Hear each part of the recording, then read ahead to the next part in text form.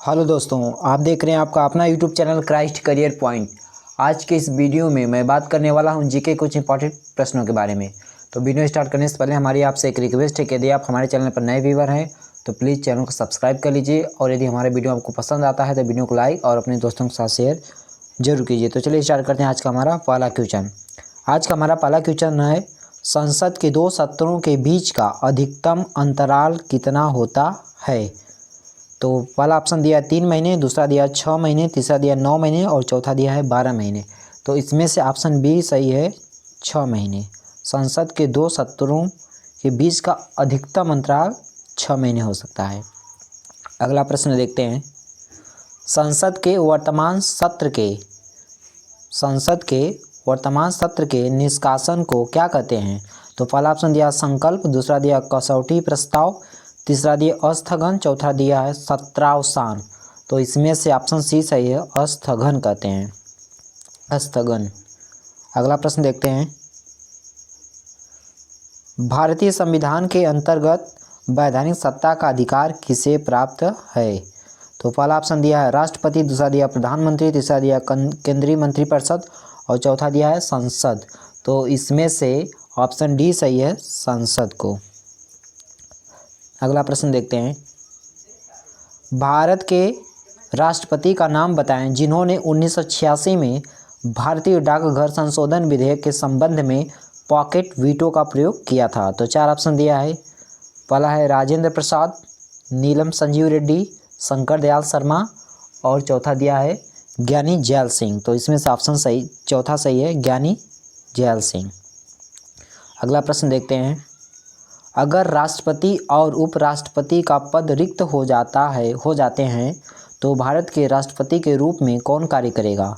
तो इसमें से ऑप्शन पहला है लोकसभा अध्यक्ष, दूसरा दिया है भारत के प्रधानमंत्री, तीसरा दिया है भारत के मुख्य न्यायाधीश और चौथा दिया है केंद्रीय मंत्री परिषद। तो इसमें से ऑप्शन सी सही है, भारत के मुख्य न्यायाधीश।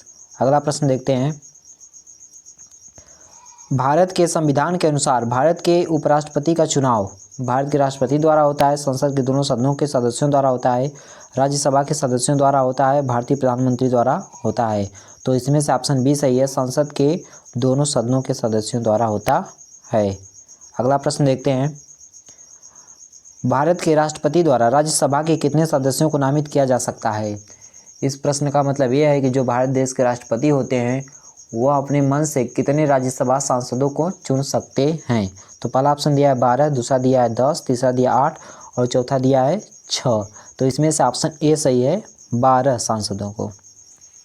अगला देखते हैं, भारतीय गणराज्य में वित्तीय आपात स्थिति किसके द्वारा घोषित की जा सकती है?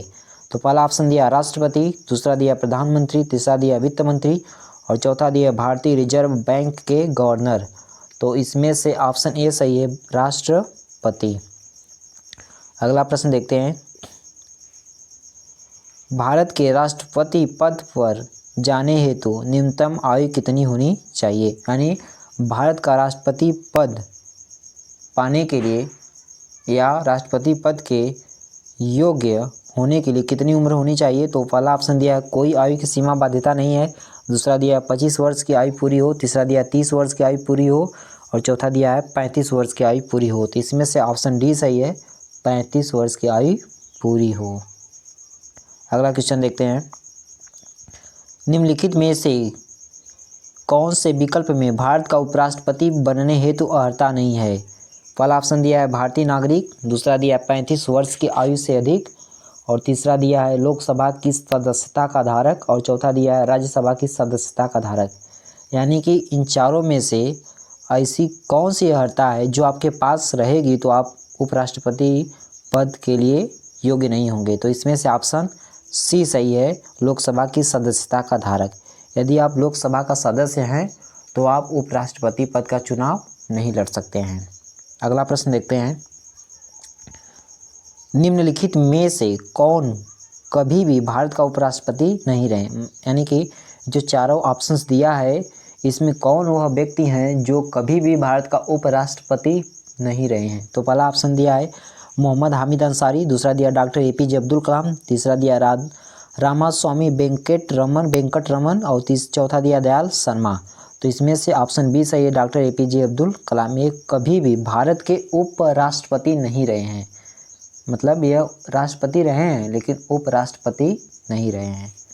अगला प्रश्न देखते हैं। 25 जुलाई 2012 को श्री प्रणब मुखर्जी ने भारत के वे राष्ट्रपति के रूप में पदभार ग्रहण किया, यानी कि 25 जुलाई 2012 को श्री प्रणब मुखर्जी ने भारत के चौथे राष्ट्रपति पद के रूप में शपथ ग्रहण किया था। तो पहला ऑप्शन दिया है 11, दूसरा दिया है 12, तीसरा दिया है 13 और चौथा दिया है 14। तो इसमें से ऑप्शन सी सही है, 13वें राष्ट्रपति के रूप में। अगला प्रश्न देखते हैं। वर्तमान समय में राज्यसभा में विपक्ष का नेता कौन है? तो पहला दिया मल्लिकार्जुन खड़गे, गुलाम नबी आज़ाद, राहुल गांधी, डेरेक ओब्रायन। तो इसमें से ऑप्शन बी सही है, गुलाम नबी आज़ाद। अगला प्रश्न देखते हैं।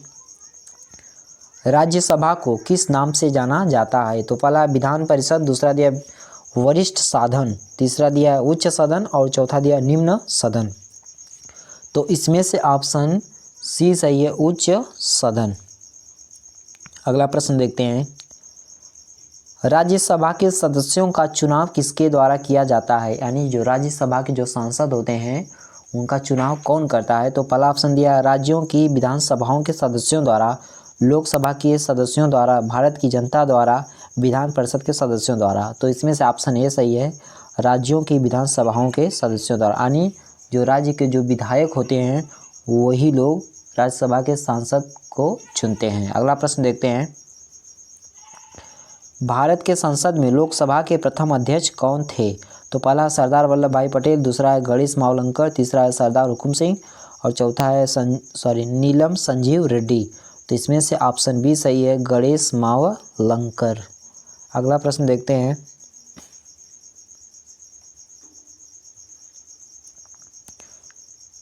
लोकसभा के लिए निर्वाचित होने के लिए न्यूनतम उम्र सीमा क्या है? यानी कि यदि आप लोकसभा का चुनाव लड़ना चाहते हैं तो आपकी न्यूनतम उम्र यानी कम से कम आपकी उम्र कितना होनी चाहिए? तो पहला ऑप्शन दिया 18 वर्ष, दूसरा दिया 25 वर्ष, तीसरा दिया 16 वर्ष और चौथा दिया है पहला दिया 18 वर्ष, दूसरा 21 वर्ष, तीसरा 16 वर्ष और चौथा दिया है 25 वर्ष। तो इसमें से ऑप्शन डी सही, 25 वर्ष। यदि आपकी उम्र 25 वर्ष है और आप भारत के नागरिक हैं तो आप लोकसभा का चुनाव लड़ सकते हैं। अगला प्रश्न देखते हैं। मोर को भारत देश का राष्ट्रीय पक्षी कब घोषित किया गया था?